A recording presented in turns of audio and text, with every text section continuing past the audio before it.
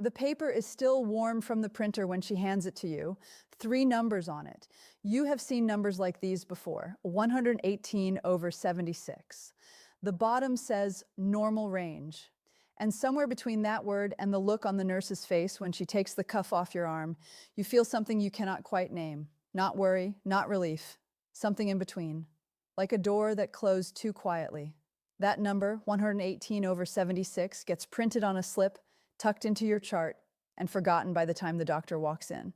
It did its job, it said you are fine, but behind that number, behind the walls of every artery in your body, something has been changing for years, slowly, silently, in a direction no cuff on earth was designed to catch. And the people who find out too late are not the ones with bad numbers. They are the ones with good numbers who never looked deeper. The ones who trusted the printout because the printout never gave them a reason not to. Over the next hour, I am going to hand you 5 things your doctor's office has never put on that printout. First, a number hiding inside your blood pressure reading that tells you more about your arteries than either number alone. Second, a concept called arterial age that can show you whether your blood vessels are 20 years older than the rest of your body. Third, a simple 7-day home protocol that costs nothing, takes 2 minutes twice a day, and catches patterns your doctor only sees in a snapshot. Fourth, 3 daily habits, 1 morning, 1 evening, 1 at night, that published research has linked to measurable reversal of arterial stiffness. And fifth, the 1 food swap that moved a 71-year-old woman's numbers in 4 days. No supplements, no prescriptions, no devices you have to order from a website, just your own cuff, your own kitchen, and a different way of reading what was always right in front of you. But before any of that, I need to take you back to a kitchen table. Yours. You take your blood pressure the way your doctor told you to. Morning. Sit down. Wait 5 minutes. Let the coffee go cold if it has to. Wrap the cuff around your left arm, the one the nurse always uses. Velcro tight, but not too tight. Press the button. Watch the numbers climb and then settle. 122/78. Maybe 118/76. Maybe on a good morning after a decent night of sleep, 116/74. You write it down, or you remember it, or you glance at it and let it go. And then you go about your day carrying the quiet comfort of a number that says you are doing fine. You take the dog out. You check the weather. You make a second cup of coffee and sit in the chair that gets the morning light. You read the news, or you call your sister, or you drive to the pharmacy to pick up the refill. You forget the number entirely by lunchtime because the number told you there was nothing to remember. It did its job. It gave you permission to stop thinking about it. And you accepted that permission gratefully, the way you accept a green light. You just go, and you are doing what you were told. You take the medication every morning, same time, same glass of water, same spot on the counter beside the toaster. You show up for the appointments. You sit in the waiting room reading a magazine that is 4 months old. You answer the questions honestly. When the doctor says your numbers look good, you believe it, because why wouldn't you? This person went to medical school. This person has a stethoscope and a white coat and a degree on the wall. The system measured you. The system said you passed. The system moved on to the next patient. And you walked out carrying a number that said, you were safe. That should be enough. And still. There is a man named Graham in a town outside Columbus who did all of that for 3 years. Every morning, kitchen chair, cuff on his left arm, numbers written in a pocket notebook in the neatest handwriting you have ever seen. Never missed a pill, never missed an appointment. 122/78, 118/76, 120/80. 3 years of numbers that said he was fine. 3 years of clean report cards stacked in a drawer next to the kitchen phone. His wife called those notebooks his report cards, and that is exactly what they were. Grades, given by a system that was grading the wrong assignment. He had a stroke on a Tuesday morning while watering his garden. He was 67 years old, and his blood pressure the morning it happened was 118/76. The question is not whether Graham did something wrong. He did everything right. The question, the one that should sit with you for the rest of this hour, is whether the number on the cuff was ever measuring the thing that actually mattered.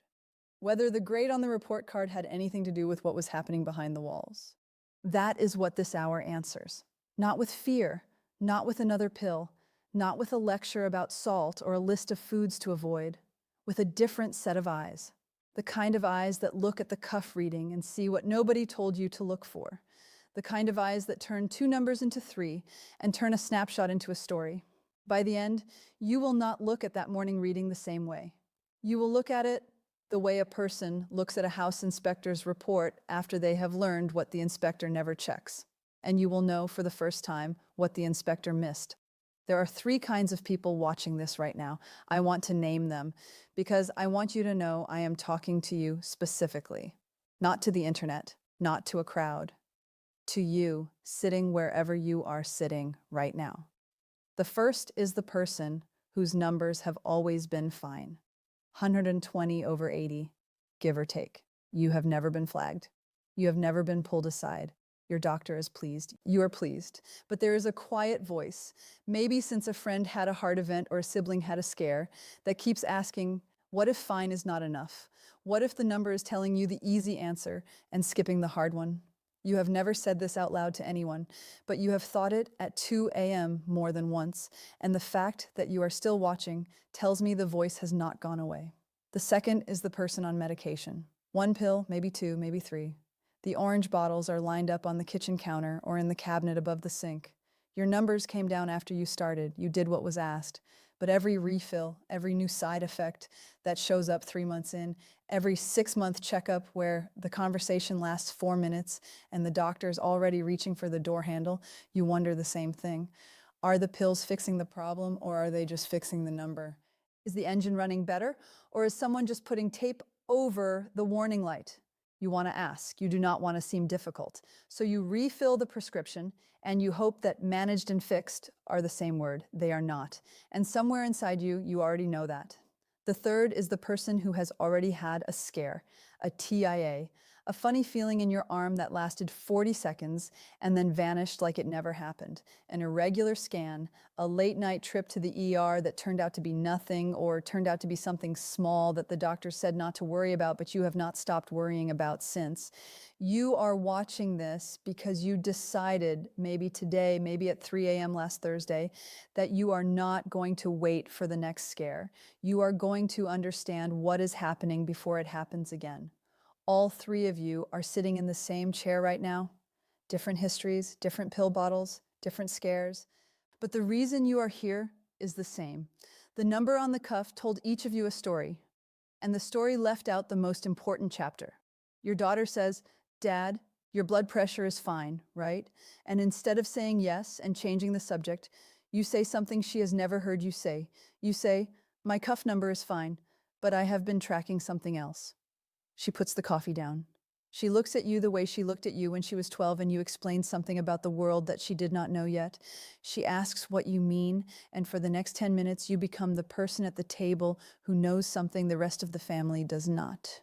Not because you read a headline, not because a doctor told you, because you measured it yourself, on your own arm, in your own kitchen, for 7 mornings in a row. Your son-in-law puts down his phone. The grandkids wander in and wander out again. And your daughter says the thing you did not know you needed to hear. She says, "Will you show me how to do that?" That is where this hour takes you, to the kitchen table where you are the one with the answer, where the person your family turns to for medical wisdom is not the doctor they see twice a year. It is you. Graham Whitley was a retired electrician from a small town outside Columbus, Ohio. 67 years old. Hands that could still wire a junction box in the dark, though he had not worked a job site in 4 years.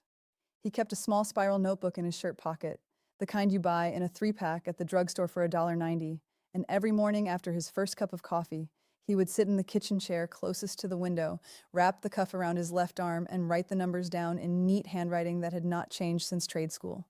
122/78, 118/76, 120/80. 3 years of entries, not one missed, not one that raised a flag.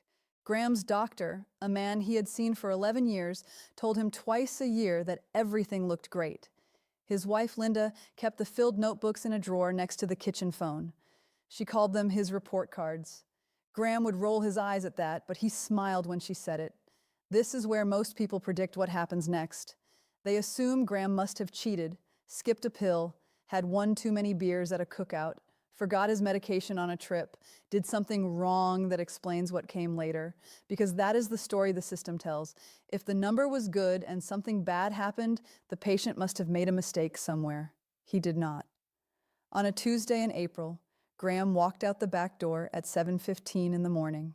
The tomatoes needed staking. He turned on the garden hose, reached for the wire cage with his right hand, and his left side went slack, like someone had cut the strings. The hose fell. His knee buckled.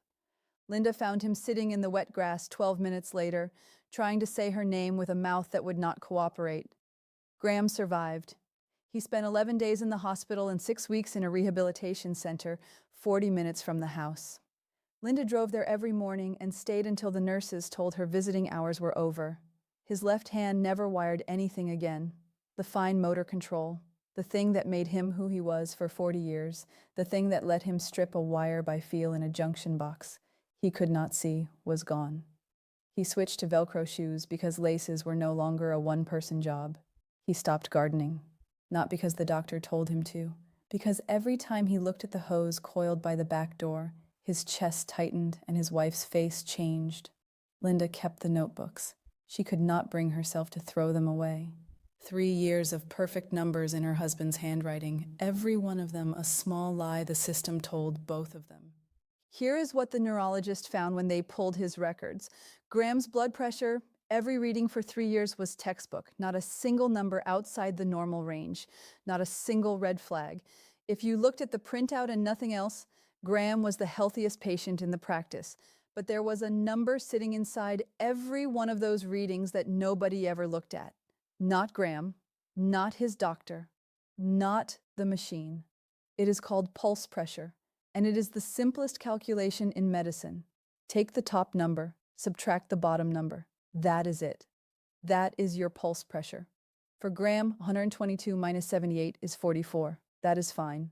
Normal range, no alarm bells. But here is what the notebook told the neurologist that no single visit ever could. 3 years of data, 3 years of gaps, and the gap was not staying flat. In the first year, Graham's top number hovered around 120, his bottom number hovered around 78. The gap was 42 to 44, healthy. In the second year, the top number held steady, but the bottom number slipped, 74, 72, sometimes 70. The gap widened to 48, then 50, then 52. By the third year, the 6 months before the stroke, Graham's top number was 122 to 126. His bottom number was 60 to 66. His pulse pressure was running 56 to 62 every morning, written in neat handwriting, in a notebook that nobody ever asked to see. His blood pressure stayed normal the entire time. Both numbers were inside the range, printed on every chart in every clinic in the country. But the gap between the two numbers was widening. And that widening gap is not just a math problem. It is the sound your arteries make when they are losing their ability to flex. Think of it this way. Your arteries are like the pipes in an old house. The house looks perfect from the street. Fresh paint, clean windows, shutters straight. The home inspector who drives by and checks the outside gives it a clean bill, but behind the walls, the pipes are hardening. Less flex, less give, calcium building up in the joints. More pressure on every fitting, every elbow, every connection.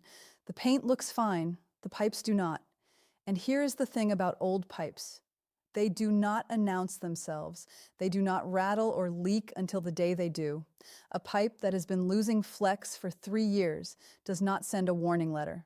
It just gets harder, quietly, invisibly, until one morning the pressure spikes for half a second and the weakest joint gives way. That is a stroke. That is what happened in Graham's garden. Your blood pressure cuff checks the paint. The pulse pressure gap tells you about the pipes. And nobody told you to look at the gap because the system was built to check the paint. That is what happened to Graham. The cuff checked the paint every morning. The notebook recorded it faithfully. The doctor reviewed the paint twice a year. And behind the walls for 18 months, the pipes were hardening in a direction that led to a Tuesday morning and a garden hose and a hand that does not close anymore. Now here's the part that should stay with you long after this hour is over. If anyone, Graham, Linda, his doctor, had done one thing differently, had subtracted the bottom number from the top and written the third number in a third column, the trend would have been visible a year and a half before the stroke, not because the top number went up, not because the bottom number was alarming by itself, because the distance between them grew, slowly, steadily, in a direction that a first-year medical student could have spotted if anyone had asked them to look. The system is built to catch high numbers. It is not built to catch the gap. And after 60, the gap is where the story lives. Your cuff has been telling you two numbers every morning. The question nobody asked is whether anyone has been reading the space between them. In 2019, a county health network in Central Florida started doing something unusual at its community health fairs. The setup was the same as every fair you have been to. A folding table, a cuff, a volunteer, a pamphlet about sodium. But alongside the standard blood pressure check, they added one extra measurement: arterial stiffness, a small clip-on device about the size of a clothespin that attaches to the fingertip and measures how fast a pulse wave travels through your blood vessels. The science behind it is simple. The stiffer the pipe, the faster the wave. A flexible artery absorbs the pulse and slows it down. A hard artery lets it race through. The device measures the speed and gives you a number. They ran the program for 14 months. Over 6,000 adults walked through the fair tents, sat down at the folding tables, and got both measurements. Blood pressure from the cuff, arterial stiffness from the clip. Most of them were over 60. Most were on at least one medication. And most of them, when asked about their blood pressure, said the same thing: "My doctor says it is fine." Here is what the stiffness readings showed. Among the people whose cuff numbers came back normal, well inside the range, a significant portion had arterial stiffness scores that flagged serious vascular aging. Their pipes were hard. Their paint was fine. Their doctors, based on the cuff alone, had told them they were healthy. The clip-on device told a different story, but the finding that stopped the research team cold was not the stiffness itself. It was what correlated with it. They expected the people with the worst arteries to be the ones who ate badly, skipped their pills, and avoided exercise. The usual suspects. That is not what they found. The people with the worst arterial stiffness, the ones whose blood vessels were biologically 15 to 20 years older than their driver's license, were not the ones eating fast food and ignoring their doctors. They were the ones doing everything the system told them to do, taking their statin, taking their ACE inhibitor, eating low-fat yogurt and whole wheat bread, replacing butter with margarine because a dietitian said to, walking 30 minutes 3 times a week because a pamphlet said to. They followed the playbook to the letter. And the playbook never mentioned the pipes. This is the hidden saboteur. It is not a food. It is not a pill. It is not a habit you are doing wrong. It is a set of instructions handed down through dietary guidelines and clinic pamphlets and 15-minute appointments that optimizes for the number on the cuff and completely ignores the thing behind the number.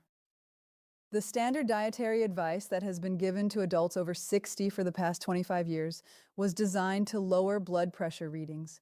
It was never designed to protect arterial compliance. Those are two different goals. And the system treated them as the same goal. And in many cases, the advice made the readings look better while the arteries got worse. Low-fat diets stripped out the fats that help arterial walls stay flexible, the omega-3s, the monounsaturated fats in olive oil and nuts, the very compounds the vessel lining needs to stay supple. Margarine replaced butter and introduced trans fats and processed seed oils that the arterial lining was never built to process. Whole wheat, for some people, triggered enough low-grade inflammatory response that the arterial walls thickened slightly, year after year, like a pipe slowly calcifying from the inside. The cuff number went down, the pipes got harder, and nobody knew, because nobody was measuring the pipes. Here's the concept that ties this whole thing together. It is called blood pressure age, and once you understand it, you will never read a printout the same way. The same way your skin can look older or younger than your birth certificate says your arteries have an age, a biological age. And that age is determined not by the number on the cuff, not by whether you passed or failed the threshold, but by the stiffness of the vessel wall, the width of your pulse pressure gap, and how those two things trend over time.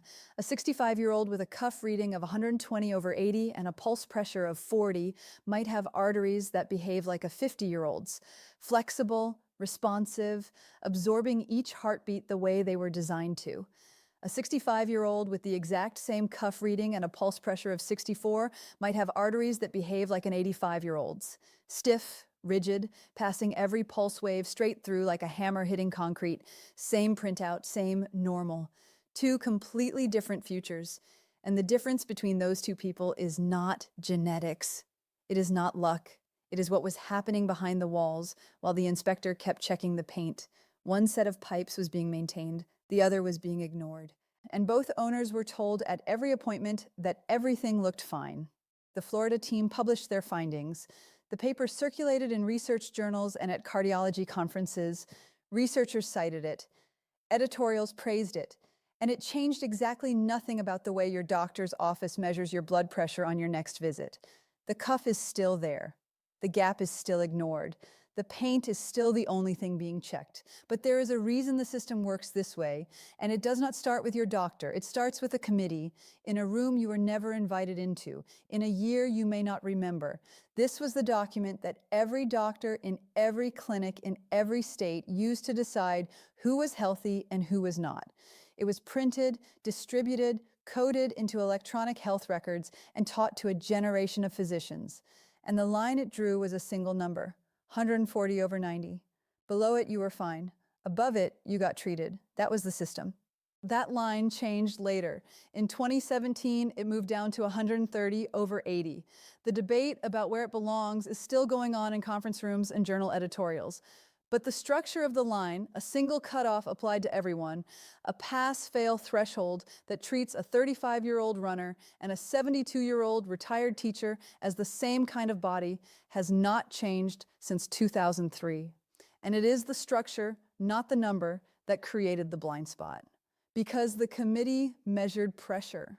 It did not measure the vessel. It measured the force of water pushing against the wall. It did not measure whether the wall could push back. It measured the paint. It never checked the pipes. And here's the thing that matters. After 60, the wall is the whole story. Your systolic number, the top number, starts drifting upward. Your diastolic, the bottom number, starts drifting down. This is called isolated systolic hypertension, and it happens in the majority of adults past their mid-60s. It is not a disease. It is not a failure.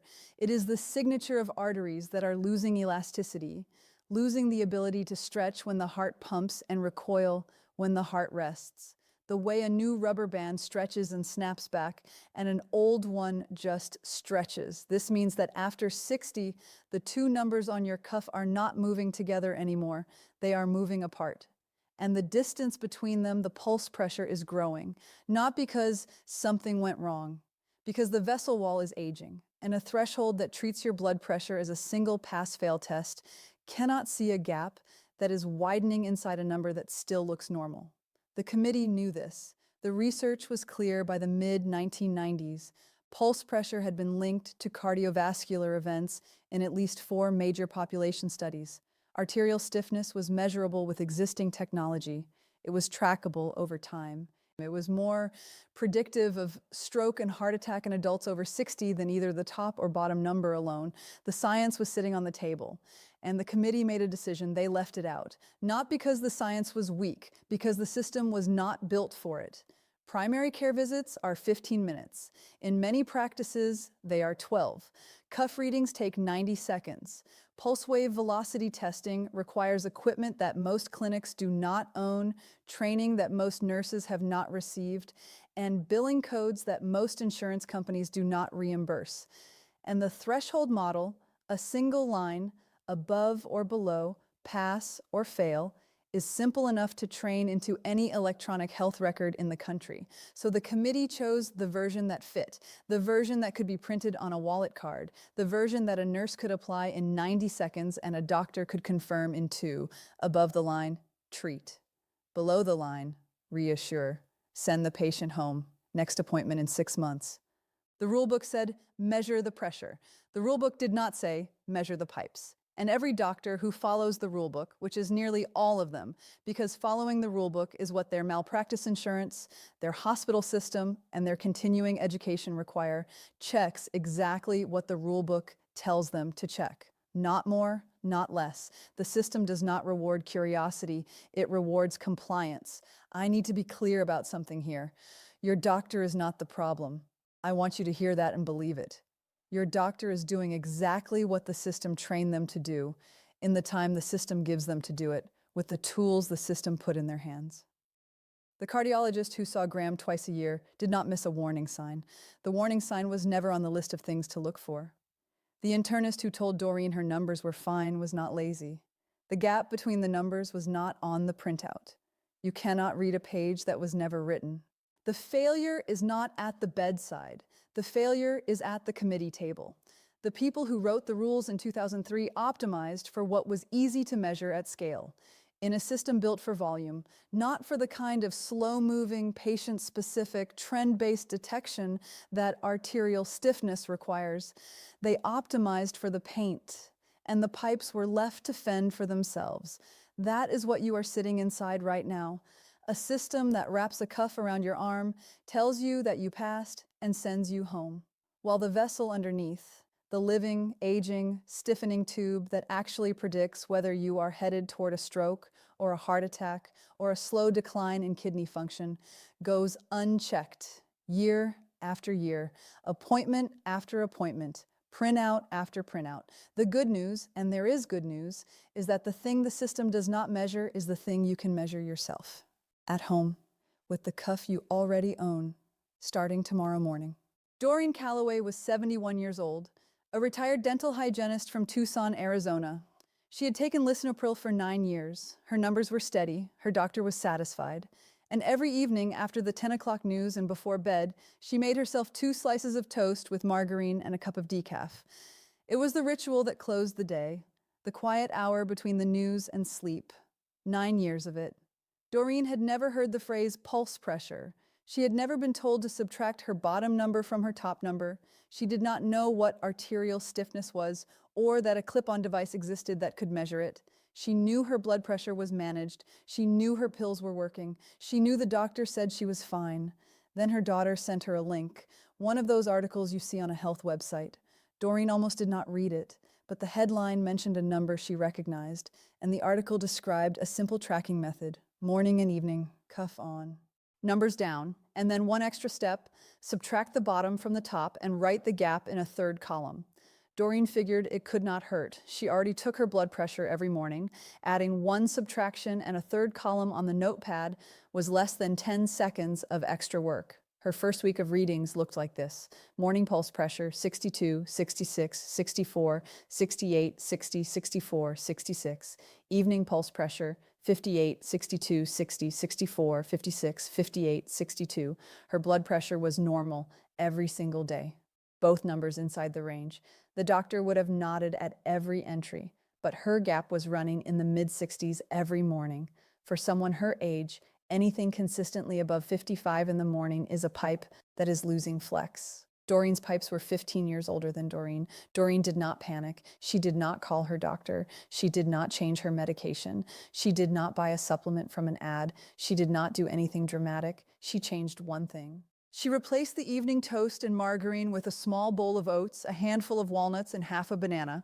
That was it. Same time of night, same chair, same cup of decaf beside her, same 10 o'clock news playing in the background, just a different bowl where the toast plate used to be. By Wednesday of the first week, her morning pulse pressure readings dropped. 54, 52, 56, 50, 54. The gap shrank, not because her blood pressure changed dramatically. Her top number barely moved, maybe 2 points, but her bottom number came up 3 to 5 points, and the distance between them compressed. The pipes, for the first time in years, were being fed something they could actually use. Here is why it worked. Oats supply a specific kind of soluble fiber called beta-glucan that reduces arterial wall inflammation over time. This is not a general fiber is good for you claim. Beta-glucan binds to inflammatory compounds in the gut before they reach the bloodstream. Less inflammation reaches the vessel lining. The lining stays softer. Walnuts are one of the only common everyday foods with a measurable effect on endothelial function, the ability of the artery's inner lining to relax and expand when blood flows through it, 4 to 5 walnuts a day. That is the dose used in the studies, and the banana added enough potassium to help offset the sodium load that had been tightening things up overnight. The margarine Doreen had been eating every night for 9 years. It was doing the opposite. Processed vegetable oil, hydrogenated to stay solid on a shelf, meeting the arterial lining every night at the exact hour when the body was about to go into its longest period of reduced circulation. The pipes were getting coated with the wrong material right before the overnight shift. Doreen did not know any of this when she made the swap. She did it because her daughter had mentioned oats in passing, and Doreen figured it could not be worse than toast. That was her entire reasoning. It cannot be worse. 3 weeks later, at her regular checkup, the doctor looked at Doreen's home log. 21 days, morning and evening, 3 columns. The doctor paused on the 3rd column. She ran her finger down the numbers. The pulse pressure trend was clear. A visible, consistent narrowing of the gap starting midway through the 1st week.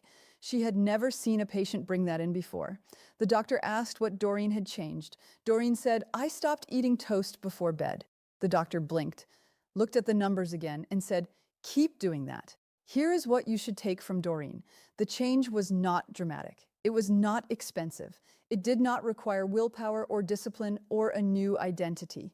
The change was specific. One item, one meal, one time of day." She swapped one thing, and the number that nobody tracks moved in a direction that nobody expected. And she would never have known, not the number, not the trend, not the swap, if she had kept relying on the printout. I want you to do something with your body right now. Sometime in the next 24 hours, take your blood pressure. Morning is better, but any time works for a first reading. Write down the top number, write down the bottom number, subtract, write down the gap. That is your pulse pressure. That single number, which has been hiding inside every reading you have ever taken, is more informative about your arterial health than 6 months of normal printouts. And if you do it again tomorrow, and the next day, and the next for 7 days, morning and evening, you will have a picture of your pipes that no 15-minute appointment has ever given you. That is the 7-day protocol. 2 minutes, twice a day for 1 week. It costs nothing. It requires nothing you do not already own, and it turns the cuff on your counter into a completely different instrument. You have been watching for almost 50 minutes, and I want to name what I think is happening right now inside you. You are not just learning a new number, you are seeing your own mornings differently. The cuff is the same cuff, the arm is the same arm, the kitchen chair is the same chair. The readings will land in the same range they always have, but the meaning of those readings has shifted under your feet and you felt it shift and you cannot unshift it. That is not information.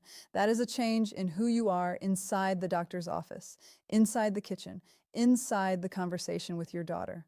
Before this hour, you were the person who got measured. The nurse wraps the cuff. The machine beeps. The number goes into the chart. The doctor glances at it, nods, and moves on. And you leave the office carrying nothing but a number someone else interpreted for you, a grade someone else gave you. A verdict you did not get to question because you did not know there was a question to ask. After this hour, you are the person who reads the gap, the person who tracks the trend, the person who shows up to the next appointment with a folded piece of paper that has 3 columns, 7 days of morning readings, 7 days of evening readings, and a pulse pressure trend that tells a story the printout never told. And you watch the conversation change. You watch the doctor lean forward instead of reaching for the door. That shift from patient to partner, from measured to measurer, matters more than any single number on any single day, because the system is not going to change for you. Not this year. Probably not next year. The committee is not going to add pulse pressure to the standard printout by your next visit. Your doctor is not going to start measuring arterial stiffness between now and October. The 15-minute appointment is not going to become 30 minutes. The electronic health record is not going to add a column for the gap. The rule book is the rule book, and it was written for a version of your body that stopped being accurate the year you turned 60. So the question is, who fills that gap? Who checks the pipes when the inspector only checks the paint? You do. Not as a replacement for your doctor, as a partner. The kind of partner who walks in with their own data, their own trend, their own observations. The kind of partner who does not wait for the system to notice something, who notices it first, who brings the question the appointment was never going to ask. There are 3 habits that published research has linked to measurable changes in arterial stiffness in adults over 60. They are simple, they are daily, and none of them require a prescription, a purchase, or a gym membership. You can start all 3 tomorrow. The first is a 10-minute walk within 30 minutes of waking up. Not a workout, not a power walk, a walk. Out the front door, around the block, and back. The research on this is specific. Morning movement within the first half hour after rising triggers a measurable drop in arterial tone that lasts into the afternoon. Your blood vessels are stiffest in the early morning hours. That is when strokes cluster. That is when heart attacks peak. A short walk while the stiffness is at its highest gives the arterial walls a chance to stretch, expand, and reset before the day loads them up with food, stress, and sitting. The second is a nighttime cutoff for salt and sugar, not a diet. A clock. Stop eating anything salty or sweet after 7 p.m. You can eat dinner, you can have your evening meal, but the after-dinner snack, the crackers, the cookies, the ice cream, the handful of pretzels, stops at 7. The reason is mechanical. Sodium and refined sugar both pull water into the bloodstream, increasing blood volume and pressure. Your kidneys process that load more slowly while you sleep. The arterial walls absorb the extra volume for 7 to 8 hours straight. Cutting the intake window by just a few hours gives the pipes a rest during the overnight repair cycle. The third you already know, the evening swap. Doreen's oats and walnuts and banana. You can adjust the specifics. Add blueberries. Swap the banana for half an avocado. Use pecans if walnuts are not your thing. But the principle holds. Give the arteries something anti-inflammatory, something with soluble fiber and healthy fat in the last meal before the long overnight stretch. The pipes do their repair work while you sleep. What you ate last is the material they have to work with. 3 habits. Morning walk, evening cutoff, nighttime bowl. That is the daily protocol for someone who has decided to take care of the pipes, not just read the paint. And here is the part nobody tells you. The person who does this for 7 days, who tracks the gap and follows the 3 habits, that person starts to notice other things. The morning walk changes how the first hour of the day feels in your legs, in your chest, in your head. You come back inside and the coffee tastes different because your body arrived at it differently. The evening cutoff changes how sleep arrives. Faster, deeper, less waking at 3 a.m. with a dry mouth and a racing mind. The bowl changes the 6 a.m. reading in a direction that makes the next morning feel different from the last. Not dramatically, noticeably. The kind of different that makes you want to check the number again because you are curious, not because you are afraid. And then something happens that no protocol can predict. You start to feel like the person who knows things about their own body that nobody had to tell them. You start to feel like the person who does not need a headline or an ad or a scare to make a change. The data is yours. The trend is yours. The morning is yours. You stop being the patient who waits for numbers.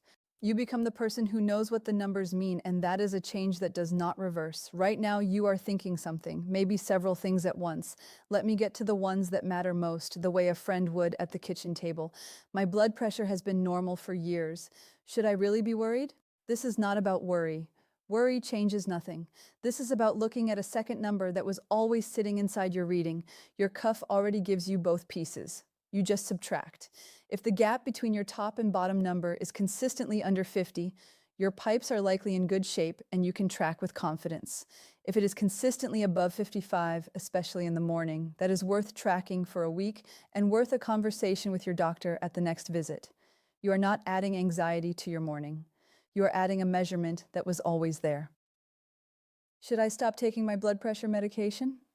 No. And I want to be direct about that. Nothing in this hour replaces your medication. Your medication manages the pressure inside the vessel. What you learned today measures the vessel itself. They are 2 different jobs and they work better together. Keep taking your pills exactly as prescribed and add the gap tracking alongside it. If your numbers shift over time, your doctor, not you, makes the call on adjusting the dose. That is their lane. Yours is to bring them better data than they have ever seen from you. I do not know where to start. This feels like a lot. Start with one thing. Tomorrow morning, take your blood pressure. Subtract the bottom from the top. Write it down on any piece of paper. Do that for 7 mornings, and you will have more arterial information than most patients bring to a checkup in an entire year. The habits, the swap, the doctor conversation, all of that can come after the 7 days. Measurement first, decision second. 1 number, 7 mornings, 1 piece of paper. My doctor has never mentioned pulse pressure. Does that mean it is not important? It means the system your doctor works inside was not built to surface it. Pulse pressure has been studied and published in cardiovascular research since the early 1990s. It appears in the American Heart Association's own literature as a meaningful risk predictor in adults over 50. Your doctor has 12 to 15 minutes and a checklist that was designed by a committee in 2003. The absence of mention is not the absence of evidence. It is the absence of time. Bring the data. Let them see the trend. The conversation will follow.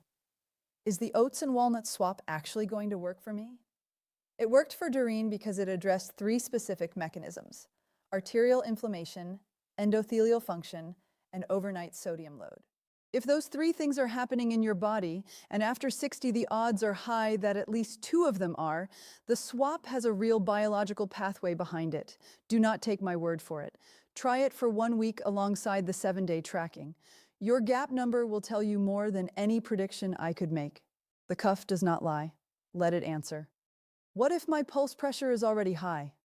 That is information, not a sentence. A high pulse pressure means your arteries have stiffened, and stiffening is influenced by inflammation, diet, movement, and accumulated time. It is not a switch that flipped and cannot flip back. The research shows that arterial compliance is modifiable in adults over 60.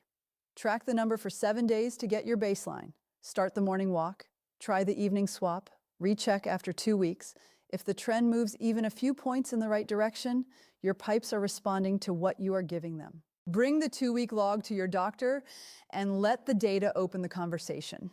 I want you to do one more thing with your body right now. Stand up wherever you are, roll your shoulders back once, take 1 slow breath in through your nose, hold it for 3 seconds, and let it out through your mouth as slowly as you can. That is the evening breath work in miniature. 5 minutes of that before bed, slow nasal breathing with a 3-second hold and a long exhale. Reduces sympathetic nervous system tone and gives your arterial walls the signal to soften for the night. 1 breath is a preview. 5 minutes is the habit. It pairs with the cutoff and the bowl. Together, they are the overnight protocol for pipes that are finally being taken care of. My spouse takes blood pressure medication too. Should they do this? Yes. And here is why it matters even more when 2 people in the same household track together. You hold each other accountable. You compare trends. You notice when one person's gap is narrowing and the other's is not, and you ask why. 2 sets of numbers on the same kitchen counter, tracked for 7 days, will give you more insight into what is working and what is not than either of you would get alone. Make it the morning routine you do together. Cuff, subtract, write, compare. 2 minutes, 2 arms, 1 kitchen table. We have spent an hour on blood pressure, on cuffs and gaps and pipes and paint.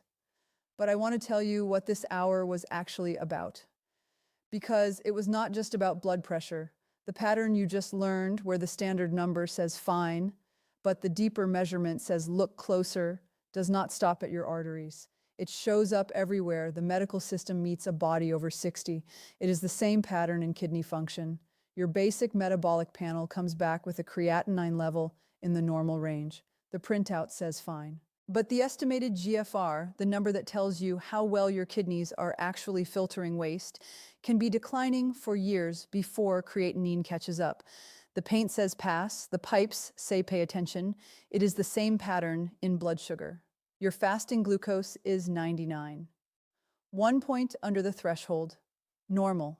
But your post-meal glucose, the number that nobody checks unless you specifically ask, might be spiking to 160 or 170 every afternoon after lunch and crashing by dinner. The snapshot says safe. The movie says otherwise. It is the same pattern in bone density. Your last DEXA scan said osteopenia, not osteoporosis. The label is reassuring, but the rate of change between your last 2 scans, the slope of the line, might be steeper than the label suggests. The grade says B-. The trajectory says something different. It is even the same pattern in cognitive health.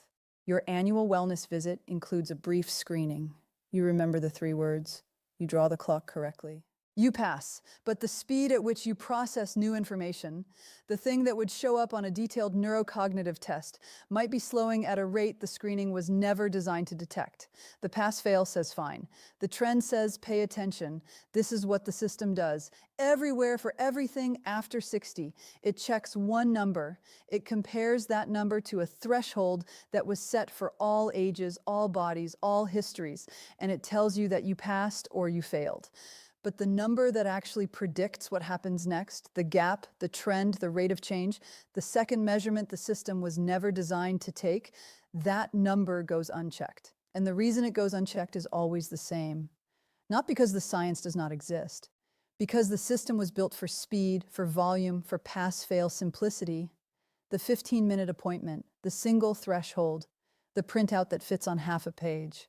That system works beautifully for emergencies. It works beautifully for infections.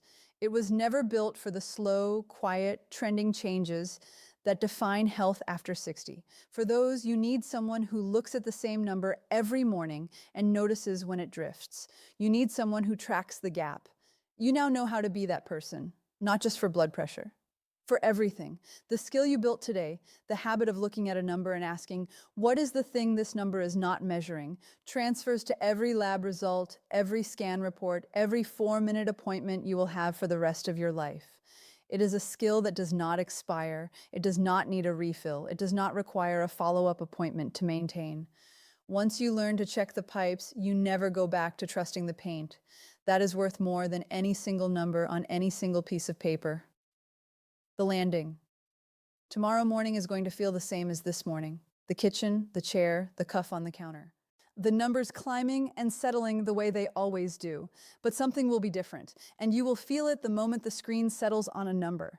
When the screen shows you 118/76, you are going to reach for a pen, and you are going to write down a third number that nobody asked you to track. And for the first time, and as long as you can remember, the reading will not be an answer. It will be a question, the right question. And that is when it changes, not the number, you. The person sitting in that kitchen chair, wrapping that cuff, is not a patient anymore. That person is not waiting for someone else to read the printout and tell them what it means. That person is the one who checks the pipes. Maybe your daughter calls that evening and asks how you are doing, and you tell her something specific, a number, a trend, a direction. And she hears something in your voice she has not heard in a while. Not worry, not resignation. Something that sounds like someone who has their hands on the wheel, someone who stopped waiting for the inspector and started checking the house themselves. The cuff only tells you the pressure. You are the one who knows the pipes. If this changed how you see your own numbers, save this video, not for later. For the morning you sit down with the cuff and forget what to subtract, it will be right here.